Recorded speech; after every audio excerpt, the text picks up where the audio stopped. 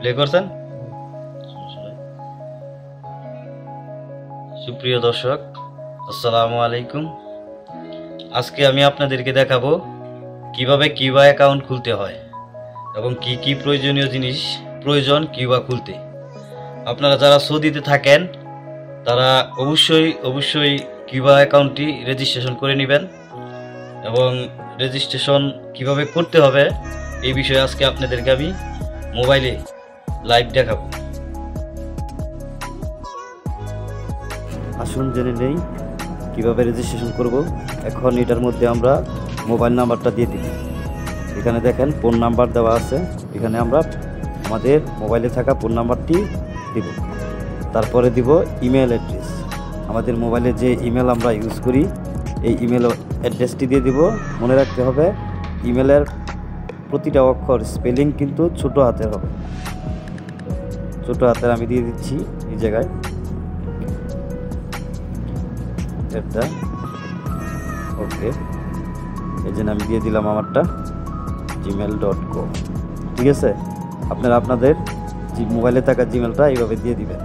তারপরে আসুন আমরা নিজেরা সিলেক্ট করি একটা নতুন পাসওয়ার্ড দিব।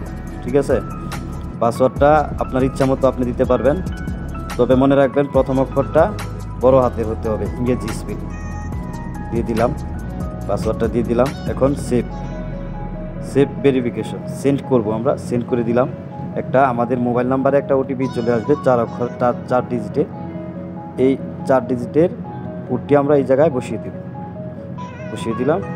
কনফার্ম করে দেবেন, কনফার্ম করে দিলাম। এজেন্ট এখন আর চলে আসবে, দেখেন account created, you have a successfully created your account. Agent হয়ে গেল আমাদের অ্যাকাউন্ট। কিউবা বিষয়টা হচ্ছে গভর্নমেন্ট রেজিস্ট্রেশন। এটা আপনার কোম্পানি যদি আপনাকে টার্মিনেট করে দেয় তাহলে এই কিউবা থেকে আপনারা দেখতে পারবেন। 2 দিন 4 দিন পরে পরে কিউবা খুলবেন, কিউবা অ্যাকাউন্টে খোলার পরে কিউবা দেখবেন, কিউবার ভিতরে সব অপশন আছে।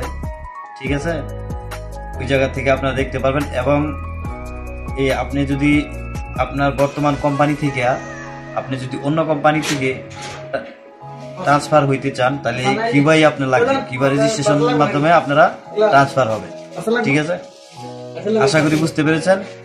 এখন আরেকটা বিষয় হচ্ছে কিউবা অনেকে পাসওয়ার্ড মনে রাখতে পারে না, পাসওয়ার্ড ভুলে যায়, পাসওয়ার্ড ফরগেট করতে হয়। কিভাবে ফরগেট করতে হয় অনেকে বলতেছে আমারে ভাইয়া যে কিউবা তো খুলছি কিন্তু পাসওয়ার্ড মনে নাই, পাসওয়ার্ড ভুলে গেছি বা নাম্বার থাকে না।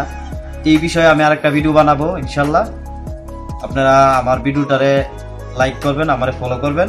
ইনশাল্লাহ পরবর্তী স্টেপে আমি আপনাদেরকে জানানোর চেষ্টা করব কিভাবে পাসওয়ার্ড ভুলে গেলেও ফরগেটের মাধ্যমে পুনরায় আবার আপনার কিউবা ওপেন করতে পারবেন। ঠিক আছে, সকলে ভালো থাকবেন, সুস্থ থাকবেন, ধন্যবাদ।